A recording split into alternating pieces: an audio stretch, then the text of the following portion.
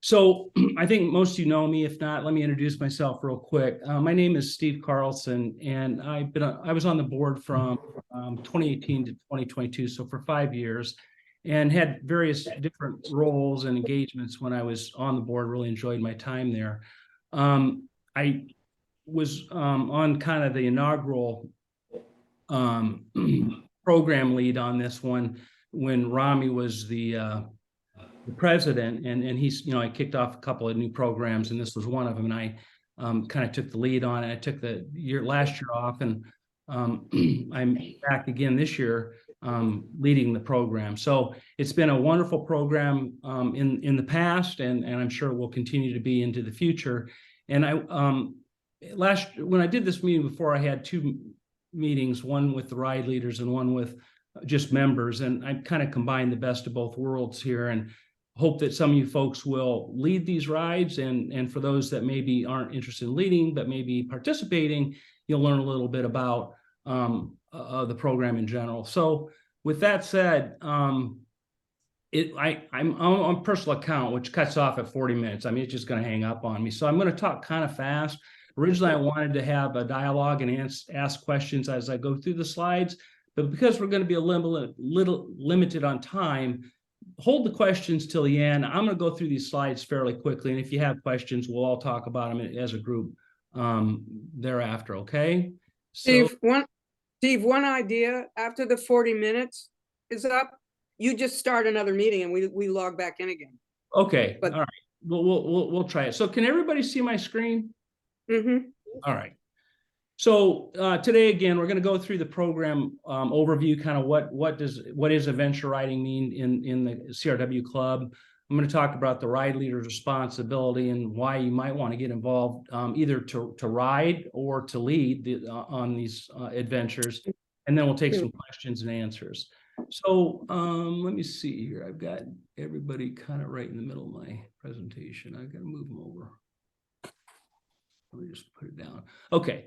So what are the adventures as defined by CRW? Well, they're multi-day trips offering challenge, fun, and memories for the benefit of our members. So that's the key. They're multi-day trips. So that's what distinguishes them from any other ride that CRW runs.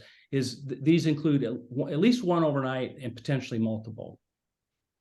The scope.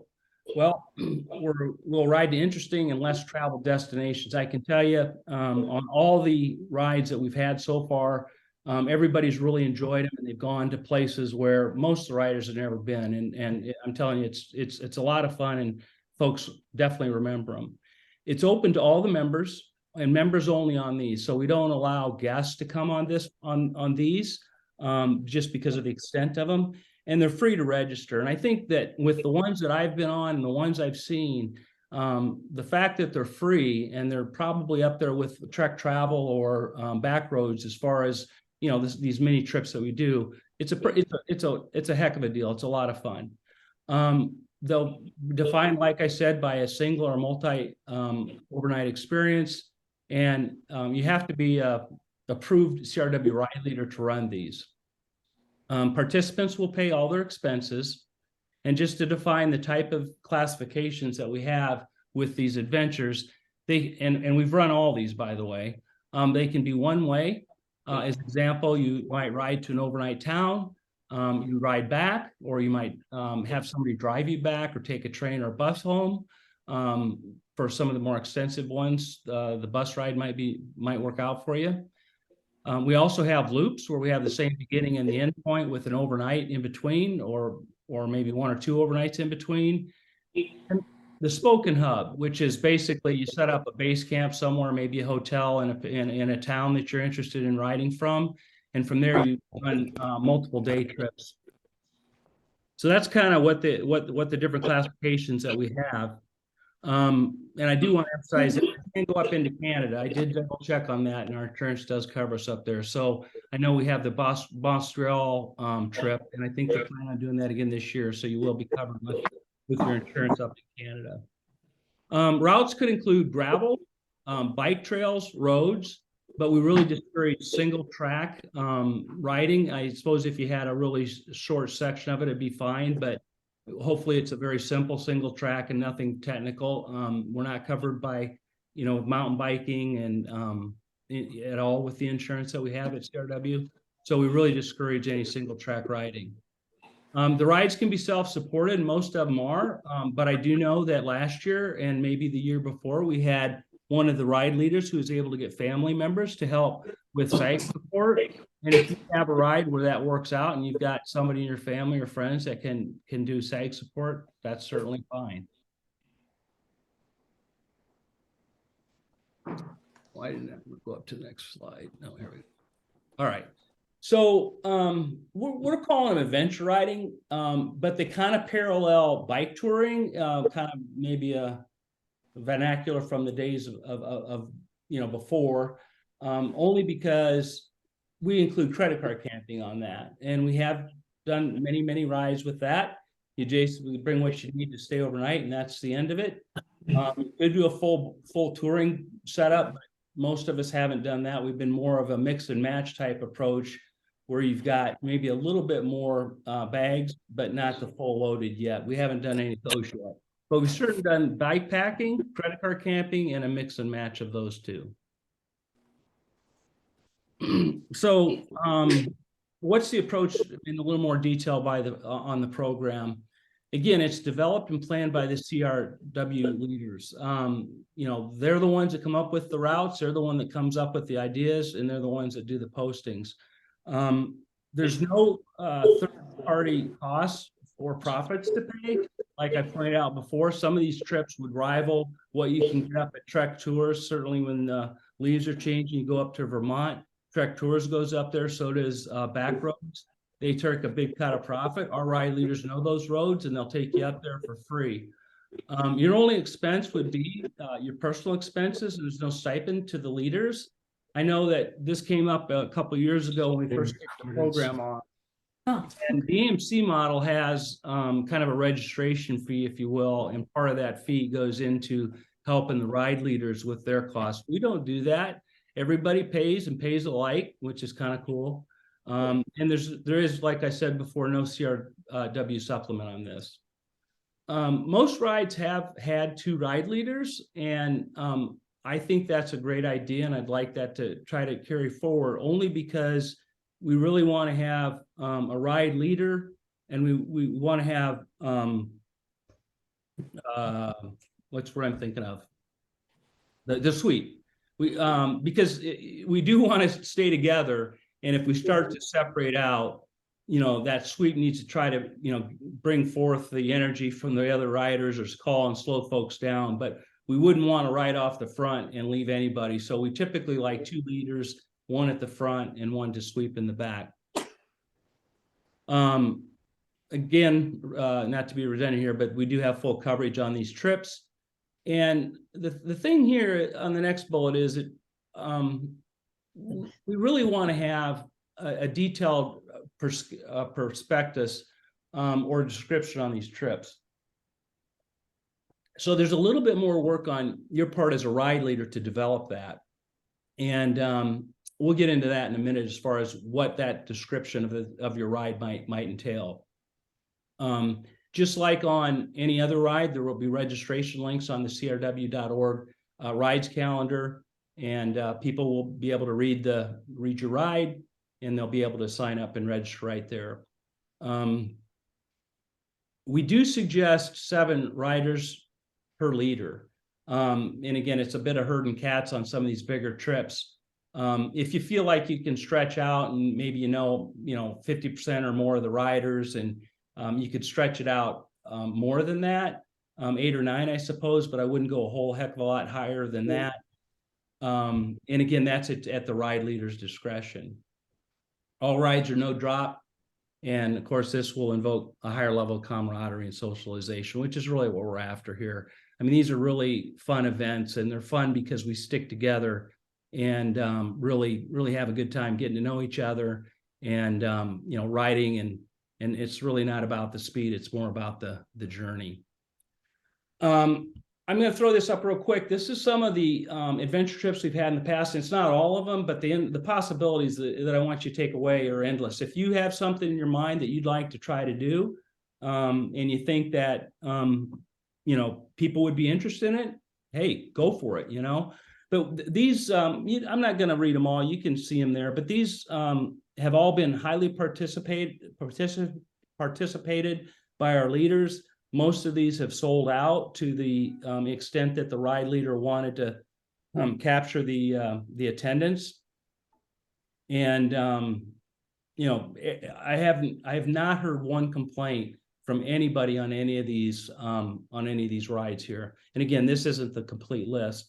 What I will say though is if there is any of these on this list that you as a ride leader might be interested in doing, the nice part is that the groundwork has been done, and I can set you up with who ran these rides, and you can talk to them and get a lot of tribal knowledge in the routes and potentially places that these folks have stayed overnight.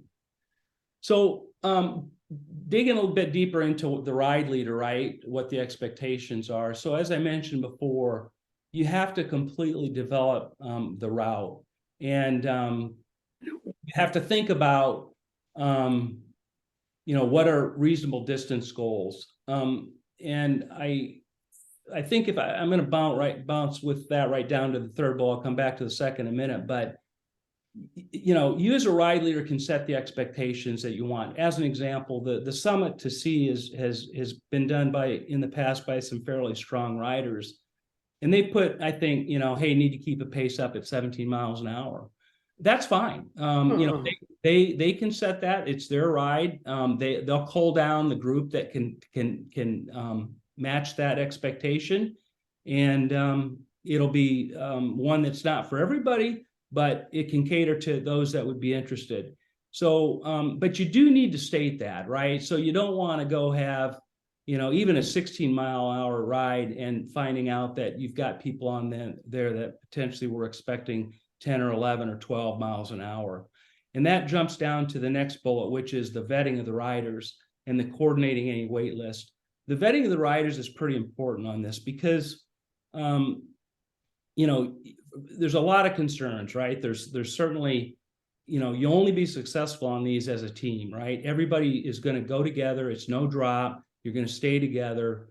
And if you are doing a gravel ride and you say you have to have 33 millimeter tires minimum, and somebody shows up with 23s or 25s, they're going to fail. If somebody says it's 17 miles an hour and 10 mile an hour rider showed up, you know, it's going to be pretty disappointing because it's, again, no drop. And somehow we're going to have to figure out, or the leader will figure out, how do you manage that, right? Where it would have been a lot easier just to vet the person. If I don't know them, you know, you talk to them. Like I had a ride a couple years ago, and you know, we had 100 miles in there, and I asked one of the guys, because I didn't know who they were, how many centuries have you done? And they said, what's a century? So, you know, I knew right away that, you know, we talked through it, you know, in a diplomatic way, but that this particular ride probably wasn't for them. So there's nothing wrong with you as a ride leader saying, you know, I don't think you meet the minimum requirements of this ride, but you need to define those, right? So that, you know, it's not a disappointment to somebody who wants to go on this and then finds out that they can't. Jumping back up, as I said, you know, you can set your minimum and maximum level for these trips. We haven't had any trips scheduled that didn't fly because nobody signed up, so that never happened. And we certainly have had close. Yeah, well, we did on one of Harriet's, but she redid it and had a lot better experience last year. But and we do have waiting lists off on some of these more popular ones, and you know, your job would be to manage that. I'm going to say this right now, and it doesn't necessarily have to be first in, first out, because I said there's a vetting process, right? So it'd be nice if you could take the riders as they come and sign up for it. But it's not a requirement by me that you do that, because again, there could be people in there that maybe don't cut the grade, and you got to go to a waiting list or something. And this is not going to be an issue, but just to make sure, you know, we've got the ice and the COVID and the waivers and everything compliant with any other ride. That shouldn't be a problem. That'll be done automatically through the registration process. Lodging recommendations. You probably should take a look at that. I mean, you're going to go overnight, potentially in a loop, and stay at a couple different towns.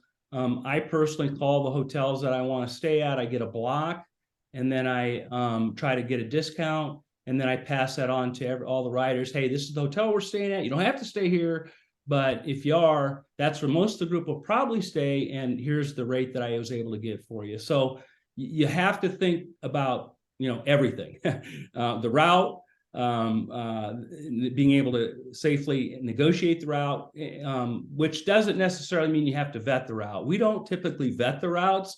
That's part of the adventure. If a bridge is out, you can do some investigative work to see if that's the case. I did one, actually Larry went on it, and I think a couple others on the phone. We went across Vermont, New Hampshire, and I did try to understand if there were any bridges out on that particular route, but I didn't vet it. I happened to have some folks that had the knowledge on stuff like that, and I leaned on them. But if there's a bridge out, you'll work your way out of it. I'm sure you'll figure out how to get back on route. Recommended dining options, obviously. Sightseeing stops. When I go through the route, I really try to understand, what might be must-see type spots, and identify those, and try to communicate that at mile 20, we're going to see this or that. And any rest stops or breaks, you're going to be responsible for replenishment at convenience stores or Dunkin's or whatever. And you have to identify those, right? Folks will run out of water and like, where do I get my water? Well, you have to think through that and make sure that where folks can take their breaks and use restrooms and go and get additional waters and food. Again, plan B is a possibility. If you don't want to ride in the rain, you could say there's another date, but I find that's a bit difficult when you've got hotel reservations, but it might work out for you. So that's fine. And again, that's up to you to manage. And if you want to ride in the rain, of course, that's up to you as well. It's hard to go sometimes for 3 or 4 days and not hit rain. I know most of mine have hit rain. So anyway, that's kind of it. I would like you to share your experience. This program's really this is its 3rd season, so it's new, and people don't really understand it all that well. And that's why I kind of try to have these meetings where people can, talk about it and get some excitement in it. And one way to do that, of course, is to socialize, maybe up on Slack, the website, Google Groups, and just to hopefully keep this program alive and going. It's only going to be successful if we have the leaders, and we have, of course, some members that want to do this, but they need to know about it. So I think this is about the last slide here. It's like, why would I want to lead one of these? Because they're a lot of work, and they kind of are, but it depends what kind of person you are, and you might be into that. A lot of you guys are born leaders. I know a lot of you, and I know how good you are at leading groups and rides and making them not just leading them, but making them really, really fun. And so if you're that kind of person, I can tell you, you're really going to have a lot of time, organizing these rides, and outside of your personal enjoyment, you're going to see how you've passed that ability and that enjoyment to others who wouldn't probably have an opportunity to do something like this unless you helped them and put your foot forward and led these things. The other thing is, of course, taking on the company CRW members and secure new friends and relationships. I think it's kind of a rule of thumb that I like to see, but again, you don't have to do this, but to try to have a ride that's 50% of the people that because if you're the leader, you got your buddies and friends, and they're going to want to join you. But if you had 14 people, and all 14 of them were just people you knew, and you told everybody and they all sign up, nobody else gets a chance. It's kind of cool if you can get a mix of, new people and old. So I like to see 50-50, but again, not a requirement, but it is fun to try to meet some new people. And we got a lot of great guys and gals in the club. So I'm getting the 10-minute warning level here. So if you have a bucket list adventure, something that you want to do, this is that time. Maybe you read something on Trek Travel and want to do it or whatever, and you didn't want to pay all that money. Well, we can do that ourselves. And again, create the memories. I won't forget any of the ones that I've done. There's something that will always stick with me that I will always remember. And you know what? Life's about fun memories and friends and doing things you love. So if you haven't gone on one, I highly encourage you to try one, and I can tell you, you'll just have a good time. And then last but not least, it helps the club with the volunteer efforts. You know, we're a club of volunteers and we need everybody.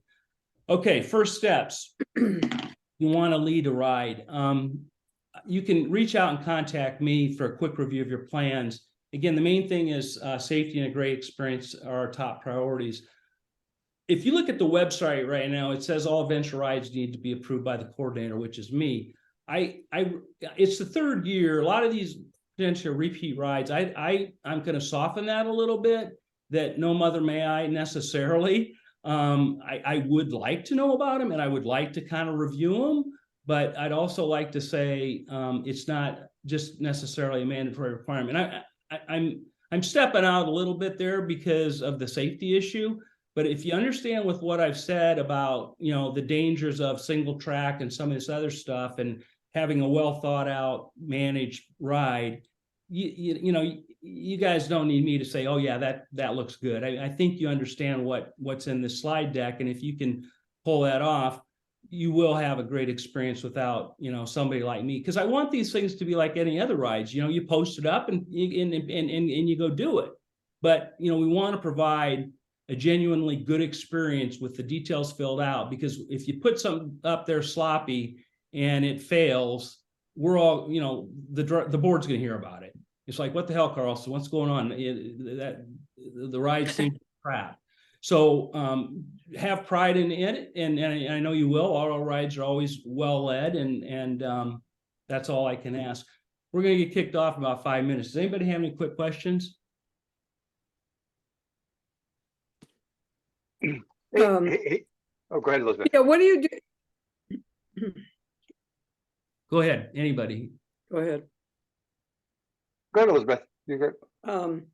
Well, I was really interested in more a description of some of the equipment than people have used, because I have some stuff, but it's interesting that a lot of the rides you suggested stay in hotels. I thought some of them included camping. Is that? They do. Yeah. Jerry Skirlin's got Because if one it's up. just hotel, if it's hotel, it's easy. What? Jerry's got one up. Jerry Skirlin's got one up right now in June. I think it's the 24th and the 25th. It's already up. You can ride it, and he calls it bikepacking 101. It just depends. I think here overall, Elizabeth, we don't have a ton of bike packers in the group, so that's why I think they go towards credit card camping. But you'll see more. I think as time goes on. I know Jerry wanted to do a little bit more advanced. Jerry, who has a ride? Skirla, you know. Yeah. Never mind. Yeah, Jerry, What? he gets a number of people and they stay at a campground, which means you have to carry more things. Do you guys hear me? Right. But he had one, like at the time I was having a bad back and I'm like, could I stay in the lean-to? And he was like, yeah, as long as you join the campfire. He's an excellent leader, Jerry. So, you know, I would suggest talking to him. And Who? Jerry Jerry's Skirla, name. he's an absolutely stellar I'll leader. send you his contact information. And by the way, I mean, if some of you guys want to do stuff like that, we do have some bike packers. I'm one of them, and if there's really an interest, you know, I might do one of those. But right now, participation in my mind is probably relatively limited. Jerry's group, I don't think, was very big last year. I think it was about 8 people. But that's fine. I was on it 2 years ago. It was excellent. Yeah. The more people who, all I can say, and I think Steve knows this, the more people who are actively promoting and doing, more people start getting interest and it starts to happen. So, you know, do what you love and people show. And if you have questions about gear, Elizabeth, I mean, I don't know if you're on Slack, but just throw up a question on Slack and you get 50 answers back. Yeah, no, I'm not on Slack. I don't even know what it is, so I'll figure it out. So Well, I have a question, Steve. Do any of the adventure travel, do any of them get sort of sorted for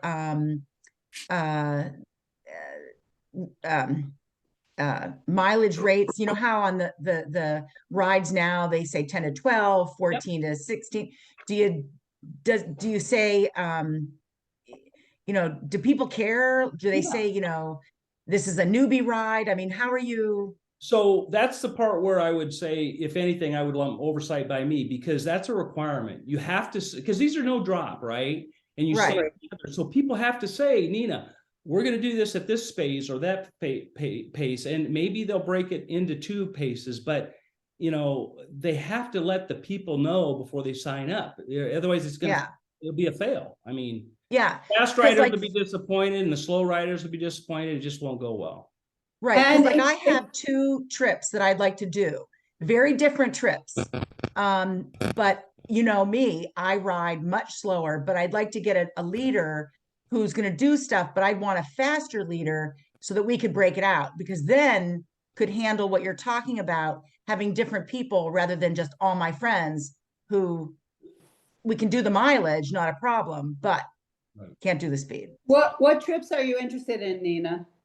Well, I got a couple ideas for a 2-day jaunt up in Portland, which does a bunch of ferry stuff, and then a Cape Elizabeth big loop.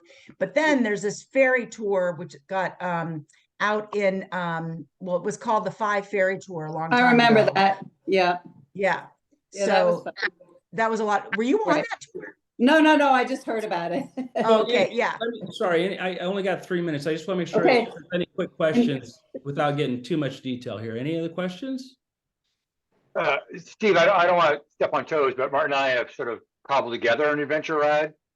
It's really 2 separate rides. We've got the Wachusett to Greylock ride, and then the Xmas Greylock back into Boston ride. Last year a couple of us did both, and some just did one segment or the other. Yeah, I saw that you guys were talking about that on Slack. That's fine. I mean, I think I appreciate that, Doug, that you mentioned that. But again, I think I know and trust that you guys will do a good job on that. So yeah, post away. I think the mileage each day will be a little self-selective as is. Yep, exactly. And one other thing is that a lot of ride members have equipment to lend. If you get someone who says, I need to borrow a few things, usually that can be arranged. Okay, so we had a lot of ride leaders on the phone today that have done this in the past. I sure hope you guys step up. You did a great job. I know last year and the year before, so I'd like to see you do, to help us out and put something up. But we'll see how it goes. I might reach out to more of you folks later to try to twist some arms. But I think we've got a lot of energy right now. Doug just mentioned 2. I'm going to do 1. It's going to be a Vermont gravel ride. It's going to be hub and spoke out of Burlington, to be not Burlington, Montpelier. Jerry's got 1. I already know about 6 of them. So we've got off to a really nice start. Do you, I'd so, like to do so the intro Steve, ride. when Are you they gonna- posted? Yeah, that's the question. Are they posted? Just Jerry's right now. So because of all these leaders who are on your list right now, Steve, are you going to give a heads up and send us your list? Haha. Well, I mean, it would be helpful because I was thinking about a Vermont one and I was thinking about a cross New Hampshire adventure. So well, you should give us a heads up for what you're looking to do and the dates, please. yeah. Well, And again, some of us could be co-leaders. It's if you okay. need Yeah. one. Plus, Right. plus, I just have a gravel bike. I have a gravel bike now too, Steve. So, Okay. there's a lot of interest happening. Yeah, good. And Carol, you should do the one across Vermont and New Hampshire. We've done it. We can give you all the information. It's a great ride. Yeah, you have to park, you have to get a shuttle. There's a 16 bike shuttle option. You park in one end, you start at the other, and you stay in the middle. Okay, guys. All right, I'm holding to the 40 minutes. I'm about ready to get kicked thanks off. so much. Thank you. Thanks. Yeah, this was great.